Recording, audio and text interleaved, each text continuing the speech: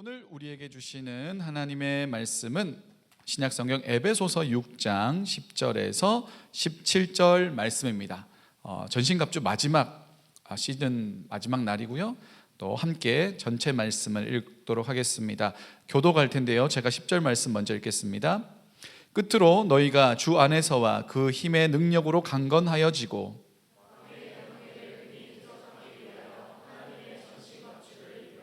우리의 씨름은 혈과 육을 상대하는 것이 아니요 통치자들과 권세들과 이 어둠의 세상 주관자들과 하늘에 있는 악의 영들을 상대함이라.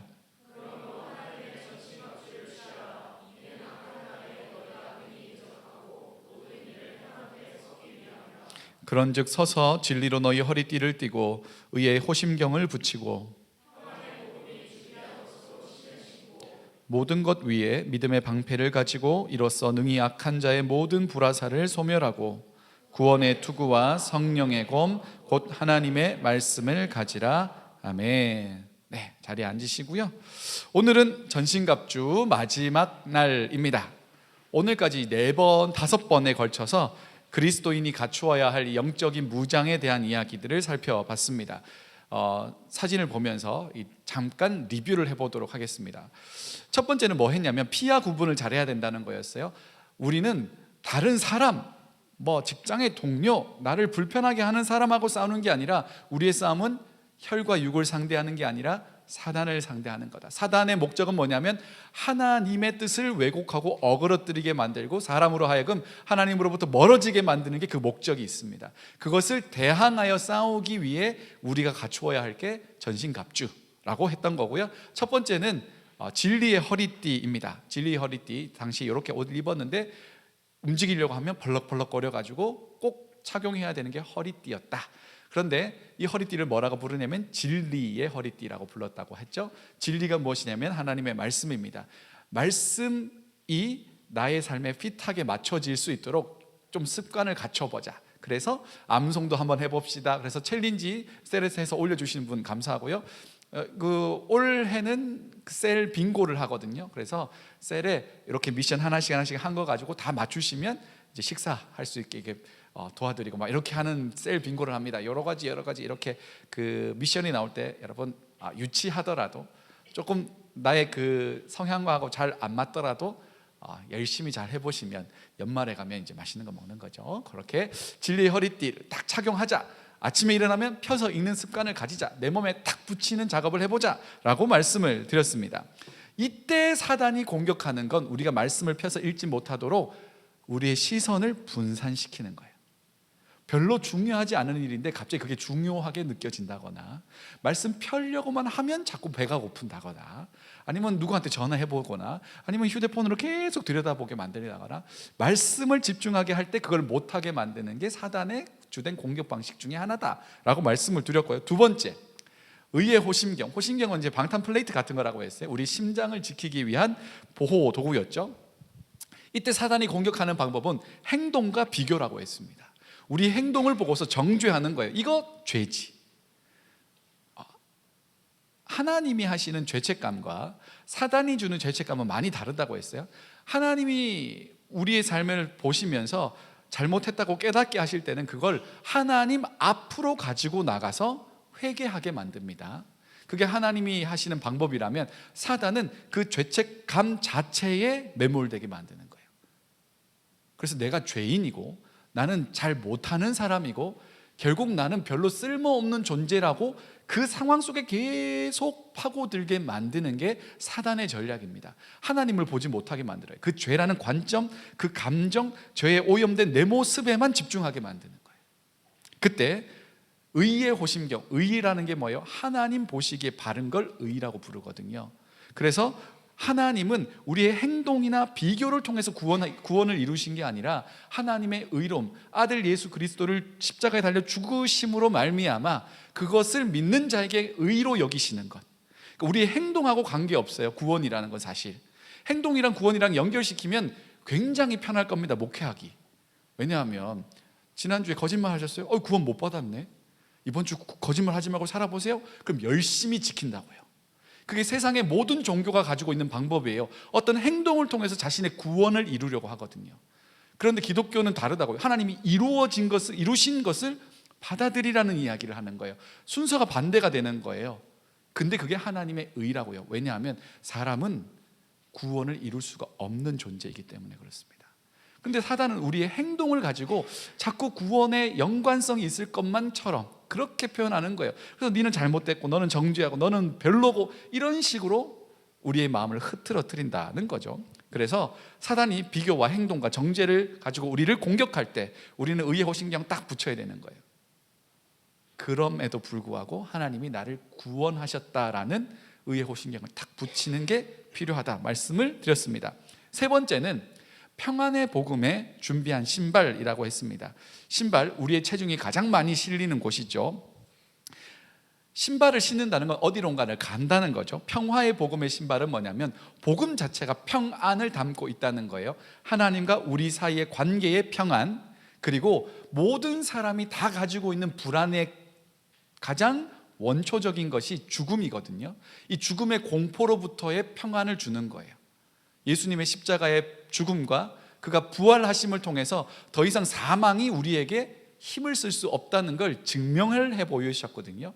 그래서 이 복음 자체는 하나님과 우리 사이의 샬롬, 그리고 죽음의 공포로부터 우리를 평안하게 해주시는 것인데, 이 복음을 전하라는 이야기예요. 그런데 전할 때, 평화의 복음을 전할 때 그 방법도 평화여야 한다. 우리가 가지고 있는 복음이 평화인데 폭력적인 방법으로 복음을 전한다면 그 복음을 담지하고 있는 내용 자체가 왜곡되는 거 아니겠습니까? 그래서 제가 이런 말씀을 드렸죠. 어떤 조폭이 어떤 여성을 붙잡아 놓고는 이렇게 얘기했다잖아요. 제가 있었던 동네에 싫어합니다. 때려가면서 너 나 사랑해, 사랑 안 해? 처음에는 사랑 안 한다고 했다가 너무 맞으면 아프니까 사랑해요. 그게 진짜 사랑이냐고요? 아니라고요. 복음을 전할 때도 이 복음이 평화라면 그 방식도 평화로워야 해요. 오래 걸리죠. 비효율적이죠. 그럼에도 불구하고 그 선택을 해야 됩니다. 평화의 복음은 평화의 방식으로. 그래서 평화의 복음을 신고 우리 가자. 뒤에 박평화가 보고 계신데. 자, 네 번째는 믿음의 방패였습니다. 사단이 공격하는 불화살이 뭐예요? 의심이라는 불화살이에요. 의심은 또 다른 의심을 낳고 의심을 낳고 나라는 존재가 다 부정될 때까지 그렇게 의심이라는 불화살을 날릴 때 우리가 들어야 하는 건 믿음의 방패. 맨 왼쪽에 있는 스쿠툼이라는 형태의 방패죠. 탁 되는 거예요. 근데 이것은 믿음의 방패였습니다. 무엇을 믿는 믿음이에요? 하나님의 말씀, 그것을 하신 하나님의 신실하심, 그러니까 신실하신 하나님과 그분이 하신 말씀을 반드시 지키실 것이라는 것을 믿는 거예요. 그거를 방패를 딱 들어라 라는 이야기를 드렸고요. 오늘은 이제 마지막 아이템 두 가지입니다. 투구와 검에 대한 이야기를 좀 해보려고 합니다. 헬멧 써보신 적 있습니까? 제가 대학 다닐 때 제 별명이 오도방산이었는데, 오도방이라는 것은 이제 오토바이크의 이제 뭐 귀염귀염한 이제 표현이라고 할 수 있겠습니다. 제가 열심히 일을 해가지고 오토바이를 샀어요. 오토바이를 샀는데 사기를 맞았습니다. 분명히 제가 오토바이 센터에서 샀는데 중고로 샀죠. 근데 시동을 거는데 연기가 좀 하얀 연기가 좀 나더라고요. 근데 이제 사장님이 그랬어요. 이거 이틀만 타면 연기가 빠진다고. 근데 제가 한 6개월 타고 누가 훔쳐갔는데 그때까지 하얀 연기가 계속 났어요. 연기만 나는 게 아니라 냄새도 엄청 났습니다. 그걸 타고 대학 캠퍼스를 막 다녔거든요. 누가 학교 게시판에 글을 올렸습니다. 그 자기 경영대에서 인문대로 자꾸 왔다 갔다 하시는 분 오토바이 좀 안 타면 안 됩니까? 냄새가 너무 난다며. 그래서 오토바이를 탈 때 꼭 뭘 해야 돼요? 헬멧을 써야죠. 헬멧을 왜 써요? 뇌를 지키기 위해서 그렇지 않습니까? 우리 뇌가 엄청 중요한 역할을 하기 때문에 그래요. 뇌라는 게 우리 몸의 몸무게 2% 정도밖에 안 된답니다. 그런데 우리 몸의 열량의 20%를 쓰는 것이 뇌라고 해요. 가만히 있어도 뇌가 계속 활동을 하고 있기 때문에 열량을 계속 소비하는 거죠. 여기에서 무한한 가능성과 또 삶의 새로운 선택들이 막 발생을 하는 거죠. 내 생각이나 내 감정을 컨트롤하는 것도 이 뇌라고 할 수 있습니다. 그러니까 뇌를 잘 지켜야 되는 거예요. 생명뿐 아니라 생각, 감정 이런 것들이 다 집합적으로 작용을 하는 곳이 뇌이기 때문에 그렇습니다. 이 뇌를 잘 지키는 게 헬멧이라고 할 수 있을 텐데, 바울이 말하는 헬멧은 이제 투구는 어떤 투구라고 말하냐면 구원의 투구라고 말합니다. 이 투구를 쓰면 구원받는다 뭐 이런 의미일까요? 그런 건 아니고, 이제 구원의 투구의 이 문장을 원어를 살펴서 해석해 보면 하나님이 씌워주시는 투구라고 표현합니다. 그러니까 구원받은 사람에게 하나님께서 이 구원의 투구를 딱 씌워주시는 거예요. 왜요? 외부의 공격으로부터 내 생각, 내 감정, 나의 선택 이런 것들을 잘 지켜낼 수 있도록 투구를 씌워주신다는 거예요. 구원받은 자에게 하나님이 주시는 보호구예요. 자, 여러분이 죽었다고 생각해 봅시다. 뭐 상상이니까 그럴 수 있잖아요. 죽었다 생각을 하면, 혹은 이 땅에 성경이 말하는 최후의 심판이 왔어요. 예수님께서 다시 오셔가지고 이 땅의 모든 것들을 다 정리하신 다음에 모든 사람이 하나님의 심판대 앞에 딱 섰습니다. 저도 하나님의 심판대 앞에 딱 섰어요. 하나님이 물어보시는 겁니다. 이제 심판주이신 예수께서 물어보시는 겁니다. 야, 근데 왜 내가 너를 천국에 들여보내야 되니? 라고 물어보신다면 여러분은 뭐라고 대답하실까요? 자, 우리 준민이가 있으니까, 준민, 너 준민이니? 교회에서 찬양팀 열심히 했고, 찬양 마지막에 막 샤우팅하면서 기도하더라. 막 이렇게 하면서, 근데 준민아, 왜 네가 천국에 왜 가야 되니? 라고 물어본다면 우리는 뭐라고 대답을 해야 될까요? 어떤 사람은 이렇게 대답합니다. 실제로 예수님을 찾아온 사람들이 이렇게 대답을 했어요. 저는 율법을 다 지켰습니다. 저는 어려서부터 11조 다 했고요, 어려서부터 율법에서 하지 말라는 거 하나도 안 한 거 없고요, 다 지켜왔습니다. 저는 괜찮아요. 저는 괜찮은 사람이에요. 주님 보시기에 제가 얼마나 완벽합니까? 다른 사람하고 비교해봐도 저는 정말 교회 봉사 열심히 했고요, 주일도 한 번도 안 빠졌고요, 그 2024년 10월 20일 날 청년 예배 마치고 셀 모임 마치고 부흥회도 갔다니까요. 뭐 이런 이야기를 막 주절 했다고 칩시다. 그런데 그때 주님은 이렇게 이야기할 겁니다. 근데 그걸로는 들어갈 수가 없을 것 같은데? 왜냐하면 내 생각엔 이렇게 착하고 이렇게 선하고 이렇게 교회 생활 열심히 했고 이렇게 믿음 좋고 라고 생각하며 살아왔잖아요. 그런데 그것의 기준이 뭐예요? 지극히 자신입니다. 내 생각에 착하고 선하고 바르고 신앙 좋게 살아왔다는 거예요. 여러분, 얼마나 선해야 하나님의 기준에 부합하는 걸까요? 얼마나 교회 생활 열심히 해야 하나님께 만족되는 신앙생활일까요? 우리가 그렇게 우리를 어필하고 있을 때 사단이 옆에 있다면 이렇게 이야기할 겁니다. 정말 쟤는 지 좋은 이야기만 하네. 얘는 거짓말했고요, 음란한 생각했고요, 휴대폰에 인생 다 허비했고요. 네? 우리가 가지고 있는 결점을 엄청나게 폭로할 수 있는 데이터가 사단에게 있을 거라고요. 그걸 쭉 읊는다고 생각해 보세요. 사단이 공격하는 방식이 뭐였어요? 비교와 행동이잖아요. 행동에 대한 정죄와 비교잖아요. 우리가 그 공격을 받으면 굉장히 난처해진다고요. 우리의 민낯이 다 드러난다고 생각해 보세요. 누구를 미워했던 것, 누구한테 속으로 욕했던 것, 아주 어린 시절에 물건 이렇게 주인 없는 물건인 것, 혹시 주인 있는지도 모르지만 슬쩍 한 거, 뭐 그런 거 다 드러난다고 생각해 보세요. 교통법규 어긴 거, 이런 거 다 거의 가루가 되어 있을 겁니다. 그게 우리를 짓누른다면. 그때 성경이 뭐라고 이야기하냐면 이렇게 이야기합니다. 요한 1서 5장 11절 12절 말씀 같이 읽겠습니다. 시작. 이렇게 하나님이 우리에게 영생을 주신 것과 이 생명이 그의 아들 안에 있는 그것이니라. 아들이 있는 자에게는 생명이 있고 하나님의 아들이 없는 자에게는 영생이 없느니라. 아멘. 여기에 우리의 행동에 대한 이야기가 하나도 없습니다. 영생은 누구에게 있다고 이야기해요? 예수 안에 있다고 해요. 그러니까 예수를 소유한 사람, 예수 안에 있는 사람은 영생이 있다고 이야기하지, 착하고 바르고 잘 사는 사람이 구원받는다는 이야기가 성경에는 사실 없다고요. 목회자를 종교인의 한 사람으로 본다면 종교적으로는 구체적인 지침이 있는 게 훨씬 편합니다. 그러지 않겠어요? 여러분, 지난주에 사도신경 100번 외워왔습니까? 아니요. 어떡하려고 그래요? 구원 못 받으면 어떡하려고 그래요? 이번 주에 1000번 외우세요. 그러면 1000번 외워오는 사람이 있습니다.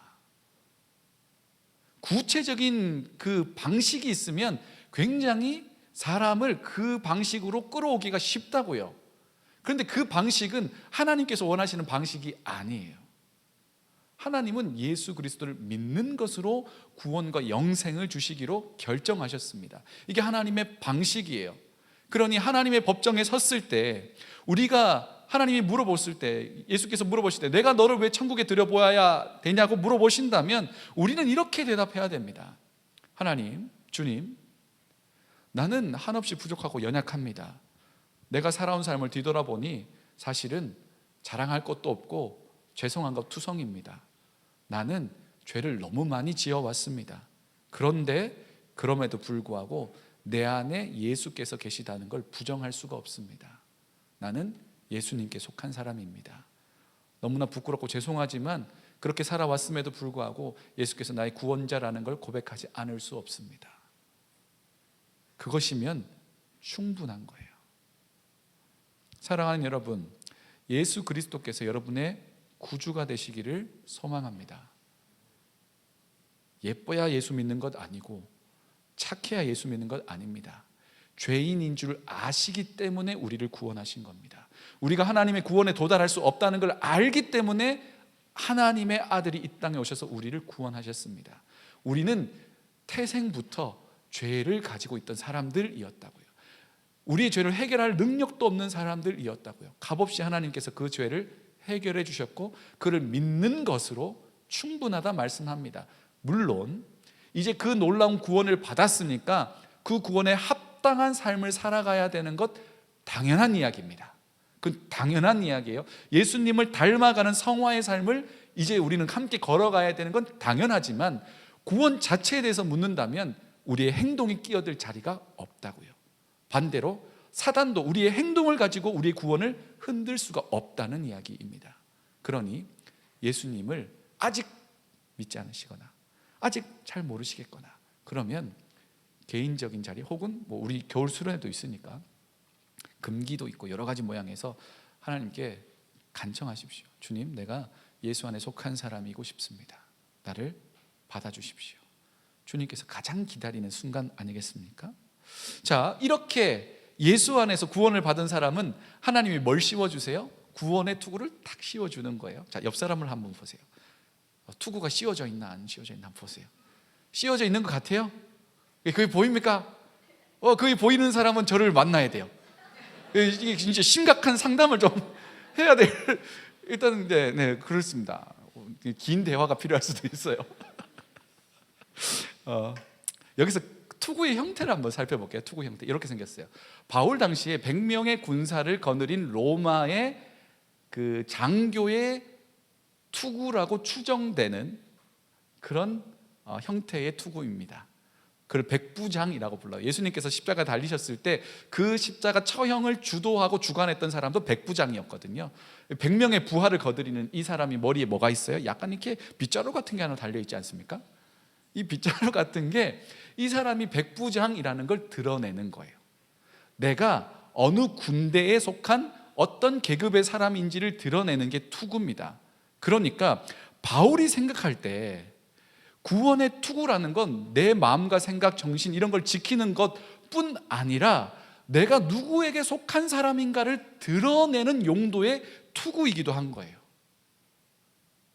하나님께서 우리에게 투구를 딱 씌워주실 때 우리 투구에는 뭐가 달려있는 거예요? 나 하나님께 속한 사람이라는 표식이 달려있는 겁니다. 그러면 이 투구를 쓰고 돌아다니면 어떤 일이 벌어져요? 누구든지 내가 누구에게 속한 사람인지를 알게 돼요. 내가 하나님께 속한 그리스도인이라는 걸 알게 된다고요. 자, 그러면 여러분에게 물어볼게요. 이건 좀 무거운 질문일 수 있는데 여러분의 주위에서는 여러분이 그리스도인이라는 걸 압니까? 내가 교회 다니는 사람, 내가 크리스찬이라는 걸 잘 알고 있습니까? 이게 이제 서구권, 우리 북미권에는 좀 다를 수 있을 것 같아요. 이제 기독교의 베이스를 가지고 있는 역사가 크니까. 한국에서는 예수 믿는다는 걸 감추는 게 디폴트 값입니다. 놀랍게도 이 놀라운 구원을 받았음에도 불구하고 하나님이 구원의 투구를 씌워주는데 그걸 자꾸 없애려고 해요. 왜 그럴까요? 나는 보이지 않는 구원의 투구를 쓰고 있는데, 그런데 보이지 않던 구원의 투구가 다른 사람 눈에 발견될 때가 있습니다.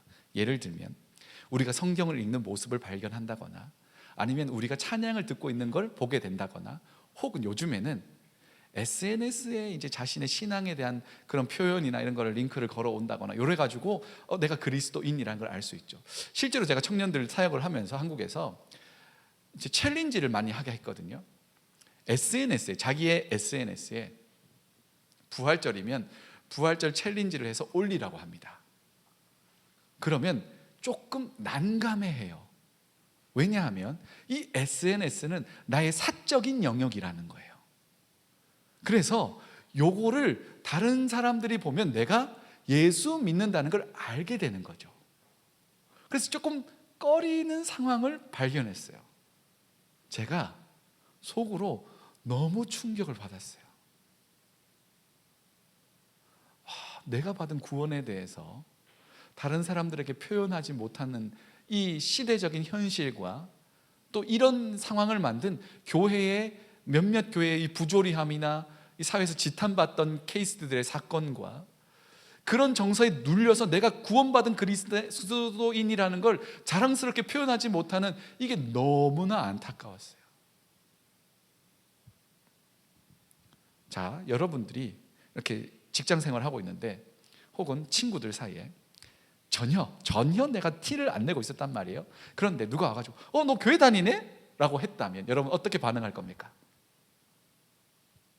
어때요? 너 교회 다녀? 너 되게 열심히 믿는 것 같더라? 라고 할 때 이거를 괜찮아, 그렇지, 나 교회 다녀, 나 엄청 나 모태신앙이야, 내 교회에서 회장하고 나 뭐 찬양 인도하고 내 샤우팅 안 들어봤지? 막 이러면서 뭐 그렇게 할 수도 있겠지만, 때로는 있잖아요, 이게 조금 위축이 되기도 한다고요. 우리의 마음이 괜히 드러났네? 이런 느낌이 들 때도 있다고요. 그게 왜 그럴까요? 교회 밖에 나가면 우리가 받은 이 영광스러운 구원을 감추고 싶어지는 건 왜 그런 걸까요? 다양한 이유가 있겠지만 크게 두 가지 때문입니다. 1번, 지금까지 내가 살아온 삶의 흔적이 기독교의 가르침과 별로 맞지 않기 때문에 그렇습니다. 그러니까 내가 예수 믿는다고 하면 사람들이 네가?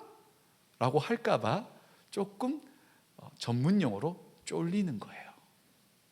두 번째로는 내가 믿는 예수 때문에, 이 기독교라는 것 때문에 앞으로 나의 사회생활에 어떠한 불이익이 있지는 않을까라는 불안함 때문이기도 합니다. 이럴 때 어떻게 해야 될까요? 여러분, 투구 벗어요? 여러분 놀랍게도 이 투구는 못 벗습니다. 한번 씌워지고 나면 절대로 벗을 수가 없어요. 머리털이 뜯겨나갈 것 같지만 절대로 안 벗겨집니다. 예수의 십자가는 그렇게 단순하지가 않아요. 우리 삶에 완전히 녹아들어서 우리께 되어버렸다고, 우리가 되어버렸다고요. 나라는 존재가 되었기 때문에 그걸 벗을 수가 없다고요. 그럼 어떻게 할 겁니까? 가리고 다닐 겁니까? 이미 다 알았는데? 그걸 사탄이 제일 좋아하는 겁니다. 감추고 다니라는 거예요. 티내지 말고 다니라는 거예요. 예수 믿는 걸 불편하고 부끄러운 것으로 자꾸 만들려고 해요. 예수 믿는 걸 부끄럽게 만드는 몇몇 케이스들이 분명히 있습니다. 그거는 진짜 슬픈 일이고 답답한 일이고 안타까운 일인데, 그거 자체가 우리가 받은 구원을 부끄럽게 만들면 안 되는 거예요. 자, 그래서 영적인 싸움을 하는 겁니다. 나의 신앙에 대한 감춤과 드러냄 사이에 갈등이 일어날 때 이런 식으로 접근해 보시면 좋겠어요. 첫 번째 경우, 내가 여태까지 살아왔던 삶이 기독교의 가르침과하고 많이 멀어요. 맨날 막 너무 이기적이었고 거짓말 많이 하고 사기치고 막 이래가지고 돈을 많이 벌었다고 칩시다. 그러면 이제는 어떻게 해야 돼요? 남들이 내가 예수 믿는 것을 불편하게 네가 라고 할 때 가장 놀랄 분은 누굴까요? 하나님이시죠. 그러니까 좀 잘 살지, 얼마나 내가 이야기했니? 왜 이렇게 못 알아들었니? 답답해하고 아파하시던 분도 우리 주님이시라고요. 그러니 지금이라도 행동의 변화를 이끌어내 보시는 게 좋겠습니다. 그런데 그게 내 감정, 내 의지대로 잘 안 되지 않습니까? 이러면 안 되지 하면서 이거는 꼭 하고 이건 하지 말아야지, 분명한 기준이 있고 선택이 있을지라도 선택하고도 금방 물러서는 게 우리지 않습니까? 그러니까 우리의 의지라는 건 굉장히 약하다고요. 대단히 강한 것처럼 보이지만 사소한 것 하나에 무너지는 게 우리의 의지라고요. 예를 들면 다이어트 열심히 하다가도 지나가는 길에 보이는 반짝반짝 빛나는 마카롱 하나에 수르륵 녹아지는 게 우리 아니겠습니까? 이런 우리를 하나님 너무너무 잘 아시거든요. 그래서 우리가 붙들고 의지할 말씀을 눈앞에 두셨습니다. 이 하나님의 말씀을 갑자기 하늘에서 계시처럼 빵빵 들어야 한다면 굉장히 어려운 난이도일 겁니다. 그런데 이미 기록되어서 여러분이 보기 편한 언어로 번역되어서 우리 눈앞에 있고 휴대폰에도 있습니다. 귀찮고 싫고 버겁고 짜증날 수 있겠지만 그때 투덜투덜 대면서라도 말씀을 펴서 읽어나가시기 바랍니다. 짜증나네, 피곤하네 하면서 펴도 괜찮습니다. 좀 과격하게 얘기하면 하기 싫어 죽겠는데 라고 하면서 펴서 읽어도 하나님 그걸 귀하게 여겨주십니다. 여러분, 언제나 최적의 상태로 말씀을 읽어나간 사람은 거의 없습니다. 저도 이제 그 사역이 너무 중첩되게 이제 지금이 그 극성수기거든요. 그래가지고 하루 교회 한 16시간, 17시간씩 막 있어요. 제가 어제 16시간 반을 있었더라고요. 출근해서 퇴근할 때까지. 그걸 며칠째 하고 있는데, 그러면 성경을 읽고 싶겠어요? 읽기 싫겠어요? 책상에 앉으면 몸이 막 늘어집니다. 막 퍼집니다. 그리고 설교를 준비하려고 해도 준비가 잘 안 돼요. 그러면 입에서 불평이 좀 나옵니다. 하나님, 진짜 일 많아요. 그러면서 성경을 펴요. 목사도 그렇게 편다니까요. 근데 펴잖아요. 또 은혜가 돼요. 그게 놀라운 일이에요. 짜증 많이 나고 막 짜증 나면서 막 불평불만하면서 펴서 읽는데 이거 구원의 투구는 잘 써야겠다 이런 생각이 든다고요. 하나님은 오늘 기록된 말씀으로 우리에게 여전히 말씀하시는 분입니다. 우리가 하는 행동은 그저 펴서 읽는 거예요. 이 펴서 읽는 걸 여러분의 상태와 컨디션에 관계없이 하세요. 상대와 컨디션에 맞춰서 하려고 하지 마시고, 그건 사단이 제일 좋아하는 거니까. 여러분이 상태와 컨디션에 맞춰서 성경을 펴는 빈도가 달라지면 사단은 그걸 집요하게 공격할 겁니다. 못 펴도록 피곤하게 만들고 짜증나게 만들고 불평하게 만들고 이런 마음으로 성경을 못 읽지라는 마음을 줄 거라고요. 어떠한 상황과 형편에서 그냥 펴서 읽어보세요. 그 가운데 하나님께서 말씀해 주신다고요. 그래서 투구에 이어서 나오는 성령의 검은 곧 하나님의 말씀과 붙어 있습니다. 그러니까 투구랑 말씀은 붙어 있는 겁니다. 다른 거 다 방어 무기인데 유일한 공격 무기가 뭐예요? 성경이에요. 그러니까 사단을 공격할 수 있는 유일한 무기는 하나님의 말씀입니다. 그런데 여러분 눈치채시잖아요. 거의 모든 전신갑주는 베이스가 뭐랑 연결돼요? 말씀이랑 연결돼요. 그러니까 말씀을 읽지 않는다는 건 무방비로 나서는 것하고 똑같은 겁니다. 말씀이라는 게 사실은 우리의 full armor of God인 거예요. 자, 사단이 제일 무서워하는 게 기록된 말씀입니다. 왠 줄 아세요? 거짓말은 언제 힘을 잃어요? 진실 앞에 설 때 힘을 잃습니다. 성경이 사단을 가리켜서 뭐라고 하냐면 속이는 자라고 해요. 아담과 하와를 속일 때도, 유혹할 때도 말씀 가지고 말씀을 조금 비틀어서 속이거든요. 예수님께서 40일 금식하시고 광야에서 40일 금식하시고 굉장히 배고팠을 겁니다. 당연하죠. 배고팠겠죠. 돌도 떡으로 보일 그런 상황 아닙니까 진짜? 네? 그런데 사단이 슥 와가지고 유혹하잖아요. 뭘로 유혹해요? 기록된 말씀으로 유혹해요. 이렇게 기록되었다던데 너 하지 않겠니? 라고 이야기해요. 그때 예수님께서 사단을 어떻게 공격해요? 네가 이야기한 건 틀렸고 기록된 말씀은 이거고 이런 뜻이라고 라고 기록된 말씀으로 공격하는 거예요. 근데 사단이 거기서 반박을 못합니다. 왜요? 사단은 거짓말했고 성경은 진실을 이야기하고 있기 때문에 그렇습니다.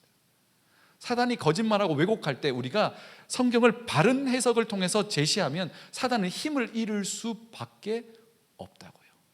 우리가 사단을 이길 수 있는 건 말싸움으로도 못 이기고 우리의 건강으로도 못 이기고 우리의 의지로도 이길 수가 없습니다. 유일한 공격 무기는 말씀입니다. 성령의 검을 어떻게 휘둘러요? 그 말씀 이렇게 붙잡고 막 이렇게 휘두르면 사단이 갑니까? 아니라고요. 유혹이 오고 우리를 공격하는 의심에 막 파고들 때 펴서 읽는 것 자체가 굉장한 말씀을 휘두르는 게 되는 거예요. 성령의 검을 휘두르는 게 된다고요. 휘두를 때 어떤 일이 벌어지는 줄 아세요? 간격이 생깁니다. 자, 사단이 막 달려들어요. 근데 휘두르면 안 맞으려고 피하죠. 벌써 여기서 적과 나와의 거리가 생겨요. 여기서 무엇을 할 수 있냐면 여러분 선택이란 걸 할 수 있습니다. 말씀을 펴서 읽어 나가는 건 사단과 나의 거리를 늘리는 효과가 있어요. 사단이 주는 공격으로부터 일단 뒤로 물러서게 만드는 굉장한 거리 확보의 효과가 있다고요. 그리고 그 말씀을 토대로 생각하는 겁니다. 선택하는 겁니다. 그리고 그 말씀을 따라 살아가 보세요. 사단이 의도했던 것과는 다른 선택과 결과가 하나님이 허락해 주신다고요. 사단은 실패했고 하나님은 승리하셨죠. 자, 그래서 말씀을 읽고 삶으로 옮겨내는 걸 잘하는 사람이 진짜 믿음 좋은 사람입니다. 기존에 여러분이 믿음 좋다라는 것에 대한 다양한 정의와 생각이 정리되어 있을 수 있겠지만 교회 봉사 20년, 30년 그것도 너무 대단한 일이고 목사로서 너무나 감사한 일이고 교회로도 너무나 고마운 일이긴 하지만 제가 생각하기에 믿음이 좋다는 건 말씀을 내 삶에 연결해서 살아내는 사람입니다. 여러분은 얼마나 그런 승률이 있습니까? 제가 캐나다 오면서 한화 팬을 했거든요. 한국 KBO에 한화라고 있습니다. 한화 이글스. 한화의 황영무 날려버려라. 너무 좋거든요. 근데 저의 이제 고향과 저의 그 홈타운은 경상도이기 때문에 삼성의 푸른피가 저희가 흐르고 있거든요. 그래가지고 얼마 전에 삼성이 한국 시리즈에 진출을 했어요. 9년 만에. 너무 행복한 거예요. 머리로는 나는 하나 팬인데 내 심장은 넌 삼성 팬이야 막 이러면서. 야구가 재밌는 게 뭐냐면 야구는 기록 경기입니다. 모든 것에 데이터가 나와 있습니다. 이 사람이 출루를 얼마나 많이 했는지, 그리고 도루를 얼마나 많이 했는지, 스트라이크를 얼마나 많이 먹었는지, 투수 같은 경우는 볼을 얼마나 던졌는지, 1회부터 3회까지 얼마나 실점 없이 던졌는지 아주 디테일한 수치를 가지고 데이터를 쫙 만들어 놨다고요. 그래서 그거를 보면서 분석하는 재미가 있단 말이에요. 자, 여러분에게 그런 승률과 분석지가 있다면 여러분의 승률은 어느 정도 되겠습니까? 믿음 좋다는 것을 기준으로 말씀을 들고 붙들어서 삶으로 연결해서 살아낸 흔적이 승률이라면 여러분 몇 탈입니까? 10번 중에 한 번 말씀 붙들고 살아보았다면 그건 1할 타자가 되는 거예요. 여러분 몇 할 정도가 될까요? 할 밑에는 푼입니다. 푼 다음에 리고 2푼 막 3푼 이거는 이제 경기 거의 못 나온다 봐야죠. 예. 여러분 승률 어느 정도 되는 거 아세요? 여러분 일주일 동안 말씀 생각하면서 삶으로 옮겨내 본 적이 몇 번 정도 됩니까?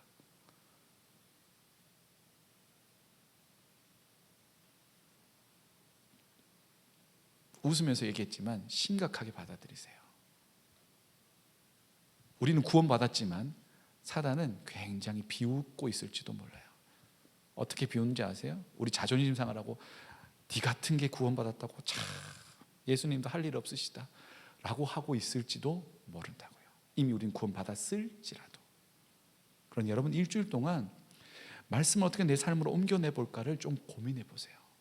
왜냐하면 거기에 하나님께서 여러분을 들어 사용하실 수 있는 손잡이가 달려 있기 때문에 그래요. 하나님께서 여러분에게 역사하시기를 원합니까? 손잡이를 들이미세요. 그게 뭐예요? 말씀을 삶으로 옮기는 거예요. 하나님은 신실하십니다. 그 말씀을 이루시는 분입니다. 내가 말씀을 들어 올려야 하나님 그 말씀을 붙들고 사용할 거 아닙니까? 근데 내게 그 말씀에 토대도 없을 뿐더러 실천하는 그 시도조차 없으면 하나님께서 여러분에게 어떻게 역사하시냐고요. 자, 제가 이거를 설교를 할까 말까 진짜 고민이 많았습니다. 시즌 마지막에 이게 여러분 쓴소리 하는 것 같아가지고 하지 말까 막. 하나님이 저에게 강력한 메시지를, 이거 3일 동안 고민한 거예요. 이걸 할까 말까, 이 이야기를 여러분에게 드릴까 말까. 진짜 한 3일 동안 기분이 진짜 안 좋았어요. 막 우울해가지고 막. 왜 그러냐면 여러분을 향한 연민이 있기 때문에 그래요. 어떤 연민이냐면, 아유, 청년의 시절 쉽지도 않은데, 정말 살기 힘든 시대에, 예수 믿기 힘든 시대에 교회 나오는 것만으로도 고마운데 이런 이야기까지 해가지고 기죽여야 되나라는 생각이 들어가지고 하나님한테 하기 싫어요. 한 3일을 버텼다니까요. 근데 하나님이 저에게 그런 거예요. 네가 말 안 하는 건 교만한 거지, 네가 하나님이냐? 이러는 거예요. 그래서 납작 엎드렸어요. 알겠습니다, 할게요 하면서. 말씀에 순종한다는 그런 거예요. 내 생각과 내 목표와 달라요. 그런데 하나님께서 하라 하면 한번 해보세요. 요거 하면 불이익이 있을 것 같거든요. 앞으로 나의 삶에 좀 불이익이 있을 것 같거든요. 하나님 정직하라고 했는데 내가 지금 요거 정직하면 손해볼 것 같거든요. 그때가 선택의 순간입니다. 그때 말씀에 의지하여 그물을 내리리이다 했던 베드로처럼 한번 해보세요. 그런데 진짜 불이익이 왔어. 올 수 있잖아요. 그럼 여러분 하나님한테 할 말이 있는 겁니다. 하나님, 내 말씀 순종했는데 내가 그래서 불이익이 있을 거라 했잖아요. 근데 진짜 불이익 왔는데요. 그럼 하나님, 몰랐지 라고 하시겠어요? 아니, 하나님 우리를 향한 뜻을 분명히 가지고 계십니다. 걱정하지 마세요. 그런 거 가지고 하나님 우리의 인생 책임 못 지실 분이 아닙니다. 하나님이 기록된 말씀대로 이루시는 것 거짓말 하실 분이 아닙니다. 여러분의 삶을 말씀에 한번 던져보셔야 하나님이 얼마나 크고 위대하고 섭리를 가지고 계신지 비로소 알게 됩니다. 제가 여기 올 줄 어떻게 알았어요? 저는 전혀 생각도 없고 대안도 없었는데 가라에서 왔잖아요. 하나님한테 할 말이 있어요. 하나님, 와라, 가라에서 왔는데 너무 피곤한데요? 삐죽삐죽 거릴 수 있죠. 그러나 분명히 제가 붙들고 믿고 있는 게 있습니다. 하나님 오라 하셨으니 여기에 분명한 하나님의 뜻이 있다는 걸 믿어요. 그게 내 눈에 다 보여야 되는 건 아닙니다. 하나님께서 천천히 그릇으로 만들어 그걸 온전히 이루시도록 인도해 주실 겁니다. 여러분의 삶은 아직 많이 남아있고 많이 남아있는 그 삶을 주님이 이끌어 가시도록 맡겨보세요. 그분이 하나님이십니다. 전신갑주는 그렇게 쓰는 겁니다. 말씀에 의지하여. 혹여 내 삶에 불이익이 있을지라도 이 말씀이 진리라면, 진리라고 내가 믿는다면 그 진리를 선택하는 게 그리스도인입니다. 분명하게 말씀드릴 수 있는데 예수 믿으면 돈 많이 못 벌 수도 있습니다. 슬프죠? 예. 그런데 여러분이 돈 많이 벌려고 예수 믿는 건 아니잖아요. 그렇죠? 예수 믿으면 승진할 수 없을지도 모릅니다. 근데 여러분 승진하려고 예수 믿는 건 아닙니다. 다시 말씀드릴게요. 예수를 믿는다는 건 세상 가운데 성공하기 위해서 믿는 게 아닙니다. 세상 안에서 승리하기 위해서 믿는 겁니다. 하나님은 여러분 반드시 승리의 삶으로 인도해 주실 겁니다. 영적인 전투에서는 성공과 실패가 있는 게 아니에요. 패배와 승리가 있는 거예요. 하나님은 승리하는 삶으로 우리를 초대하고 계십니다. 그 승리의 삶에 가장 중요한 건 기록된 말씀을 펴서 읽고 내 삶 가운데 적용해서 살아가는 겁니다. 부탁드리는데요, 말씀을 읽으면 다른 건 다 필요 없습니다만은 한 개만 하면 됩니다. 요거 언제 어떻게 어느 사람한테 해볼까를 생각하면서 들어보세요. 그게 자신일 수도 있고 타인일 수도 있는데요, 그게 구체적인 적용이에요. 한 번만 해보세요. 야구에서 잘하는 타자를 3할 타자라 부릅니다. 그것이면 충분한 것 같아요. 10번 중에 3번 말씀 붙들고 나가보는 것 괜찮다고요. 바울은 그걸 다른 말로 그리스도의 흔적 스티그마라고 불렀습니다. 저는 바라건대 여러분의 삶에 말씀을 붙들고 살아낸 흔적이 가득했으면 좋겠습니다. 그건 승리의 훈장처럼 될 겁니다. 하나님 앞에 섰을 때 우리가 내어 보여드릴 수 있는 건 그저 부끄러운 우리의 삶뿐이겠지만 우리 안에 있는 예수 그리스도를 고백함과 동시에 십자가에 못 박히신 예수님 손처럼 예수 때문에 당한 고난과 그 삶의 흔적이 가득 담긴 우리의 손을 내 보여드릴 수 있을 겁니다. 주님 그 손을 붙잡고 우리를 영원한 하나님의 나라로 들여보내줄 겁니다. 사랑하는 여러분, 말씀이 우리를 승리하게 만듭니다. 그렇다면 유일한 길인 그 말씀 안에 거하는 삶을 선택하며 영적인 전투에서 승리하는 승리자들이 다 되기를 예수 그리스도의 이름으로 축원합니다. 기도하겠습니다.